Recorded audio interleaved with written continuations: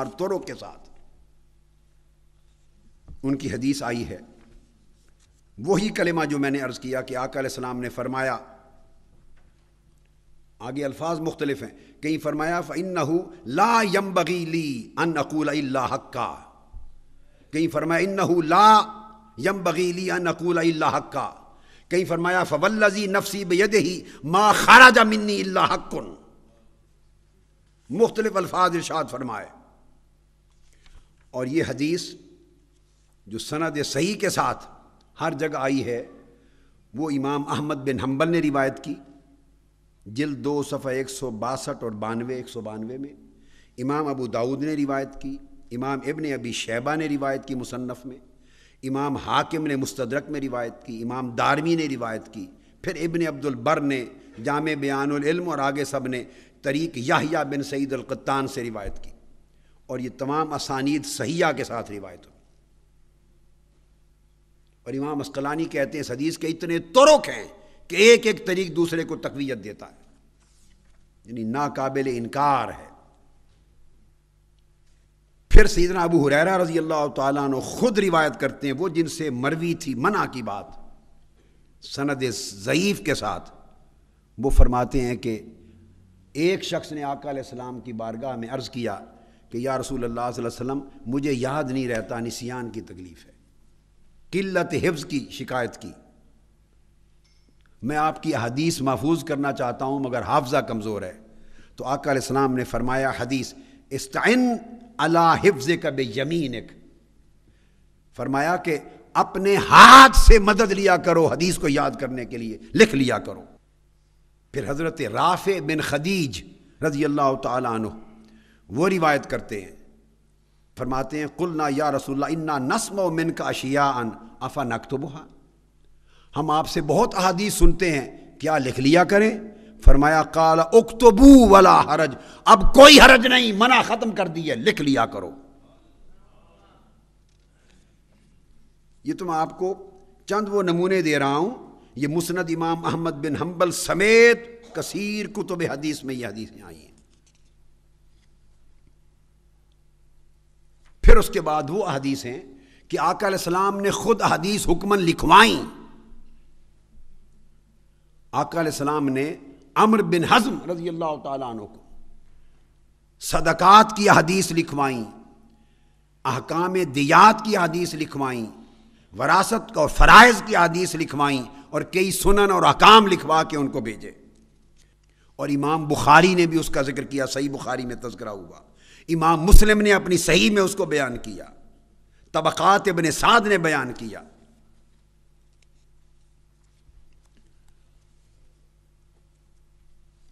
اب پھر سیدنا ابو بکر صدیق رضی اللہ تعالیٰ عنہ، بڑی اہم چیز، مسند امام احمد بن حنبل میں حدیث صحیح ہے کہ حضرت انس بن مالک، اب میں بتا رہا ہوں کہ کس طرح حدیثیں لکھی گئیں. 3 چیزیں ذہن میں رکھ لیں کہ جب حدیث کی بات ہوگی، منع کا دور منسوخ ہو گیا، کتابت کا امر آ گیا. حدیث نبوی مرتب اور مدون ہوئی 3 مراحل میں. سب سے پہلے کتابت و تقیید، کتابت و تقیید. آقا علیہ السلام نے فرمایا قید العلم بالقلم، سیدنا فاروق اعظم نے فرمایا قید العلم بالقلم، سیدنا علی نے فرمایا قید العلم بالقلم، اور درجنوں صحابہ نے آگے اپنے شاگردوں کو اور اولاد کو فرمایا قید العلم بالقلم. لوگوں علم کو، حدیث کو قلم سے قید کر لیا کرو، لکھ لیا کرو. اس سے لفظ تقیید نکلا حدیث پاک سے. تو پہلا دور تھا کتابت و تقیید کا. تو صحابہ کرام کتابت اور تقیید حدیث کرتے، یعنی مختلف اوراق پر جو ان کے پاس ذخائر ہوتے حدیث نبوی کو لکھ لیتے، جیسے قرآن مجید کو لکھ لیتے تھے متفرق طریق سے. یہ پہلا دور تھا. اگلے دور میں ذخائر تیار ہوئے، اگلے دور میں کتابت و تقیید سے آگے کام بڑھا اور وہ جمع و تدوین کا کام ہوا. متفرق ریکارڈز جتنے لکھے ہوئے حدیث کے تھے ان کو جمع کر کے مدون کیا گیا مجموعات کی شکل میں. اور جب جمع و تدوین کا کام ہو چکا تو تیسرے مرحلے پر پھر تصنیف و تالیف کا کام ہوا۔ ابواب بنائے گئے اور ان کو مرتب اور مدون کرنے کے لیے کیٹیگریز بنائی گئیں، اصول بنائے گئے، ضابطے بنائے گئے، چیپٹرز بنائے گئے، مختلف عنوانات کے تحت، اور کتابی شکل دی گئی۔ 3 مراحل میں کام ہوئے، اور یہ تینوں مرحلے امام بخاری اور مسلم سے پہلے مکمل ہو چکے تھے۔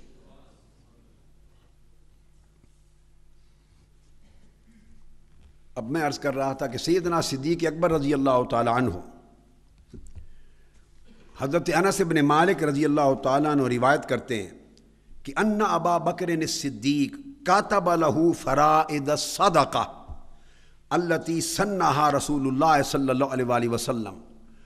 انس بن مالک روایت کرتے ہیں کہ سیدنا صدیق اکبر رضی اللہ تعالیٰ عنہ نے ان کو لکھ کر حضور علیہ السلام کی وہ احادیث بھیجی جن کے اندر صدقہ اور زکوٰۃ کے فرائض درج تھے۔ پھر اس کے بعد سیدنا عمر فاروق رضی اللہ تعالی عنہ،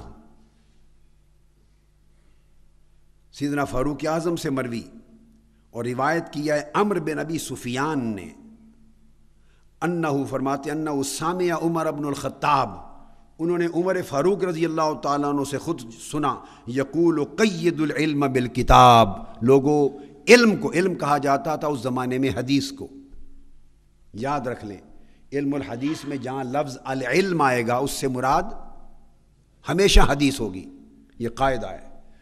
الکتاب آئے تو مراد قرآن ہوگا، اور العلم آئے تو مراد حدیث ہوگی۔ یہ حدیث کا ایک عنوان اور ٹائٹل ہے۔ صحابہ کرام اور تابعین یعنی الحدیث بھی کہتے اور اسی کو العلم کہتے۔ الکتاب کا ذکر آتا تو مراد قرآن ہوتا، العلم ہوتا تو صرف حدیث مراد ہوتی۔ فرمایا احادیث نبوی کو لکھ لیا کرو سیدنا فاروق اعظم رضی اللہ تعالیٰ عنہ نے۔ پھر سیدنا علی شیر خدا رضی اللہ تعالیٰ عنہ، انہوں نے احادیث کو لکھا اور ایک ذخیرہ تیار کیا، وہ آگے ذکر آئے گا اس کا نام صحیفہ سیدنا علی ہے، اور صحیح بخاری میں آتا ہے آپ نے جو حدیث لکھ رکھی تھی اس لکھی ہوئی حدیث کو، ذخیرہ کو ہمیشہ اپنی تلوار کے دستے کے ساتھ رکھتے، معلق رکھتے، اور فرمایا اس میں دیات کے مسائل ہیں، جراحات کے مسائل ہیں، زخموں کے احکام، قصاص کے، دیات کے، جراحات کے احکام، اور آپ نے منبر پر پڑھ کر لوگوں کو دکھائے اور سنائے کہ یہ وہ حدیث ہیں جو میں نے آقا علیہ السلام سے سنی اور لکھ لی۔ پھر وہ ابو ہریرہ رضی اللہ تعالیٰ عنہ جن سے وہ ضعیف سند کے ساتھ منع مروی تھی، اب ان کی حدیث ہے آگے جس کو امام عسقلانی نے توثیق کی اور جامع بیان العلم میں آئی، اور وہ یہ کہ آپ اپنے شاگرد بشیر بن نہیک کو، جب ابو ہریرہ رضی اللہ تعالیٰ عنہ کے شاگرد حضرت بشیر بن نہیک، ان کو فرماتے کہ جو حدیثیں وہ بیان کر رہے ہیں، سیدنا ابو ہریرہ لکھنا نہیں جانتے تھے، ان کو فرماتے کہ لکھ لو، وہ لکھ لیتے اور فرماتے اتیت ابا ہریرہ بکتابی الذی کتبتہ فقرأتہ علیہ فقلت ھذا سمعتہ منک قال نعم، وہ کہتے میں نے جو حدیث آپ سے لکھی تھی وہ لکھ کر آپ کو قرات کی سنائی، اور سنا کے کہا کہ یہ حدیث جو میں نے آپ سے سنی ہیں، لکھ لی ہیں، درست ہیں؟ فرمایا ہاں درست ہیں۔ پھر آگے عمرو بن امیہ الدمری صحابی ہے، عمرو بن امیہ الدمری دعات کے ساتھ، فرماتے ہیں انی رآ کتبا کثیرا عند ابی ہریرہ رضی اللہ تعالی، میں نے احادیث نبوی کی کثیر کتابیں اور ذخیرے حضرت ابو ہریرہ کے پاس لکھے ہوئے دیکھے۔ اس پر امام عسقلانی نے، حافظ ابن حجر عسقلانی اور کئی ائمہ نے، امام ابن عبد البر نے بحثیں کی کہ حضرت ابو ہریرہ تو خود لکھنا نہیں جانتے تھے، تو ان کے پاس کثیر کتب احادیث کے مجموعے لکھے ہوئے کیسے ہوئے؟ تو انہوں نے جواب دیا کہ اگر خود لکھنا نہیں جانتے تھے تو ان کے شاگرد تو لکھتے تھے، وہ لکھواتے تھے، حضرت حمام بن منبہ کو لکھوائی، تو وہ یہ تو اس میں نہیں ہے موجود کہ وہ کس کے ہاتھ کے لکھے ہوئے تھے، شاگردوں کو لکھواتے، کتابت کرتے، ذخائر اور کتب تیار کرتے حدیث کی۔ حضرت ابو ہریرہ کے اپنی ذاتی آپ کی ملکیت اور لائبریری میں کئی کتب حدیث کے مخطوطے موجود تھے۔ فرماتے ہیں ہم نے اپنی آنکھوں سے دیکھا، اور یہ روایت کر رہے ہیں خود صحابی عمرو بن امیہ الدمری، جو ان کے شاگردوں سے لکھوا رکھے تھے۔ پھر حضرت معاویہ بن ابی سفیان، انہوں نے خط لکھا حضور کے ایک صحابی حضرت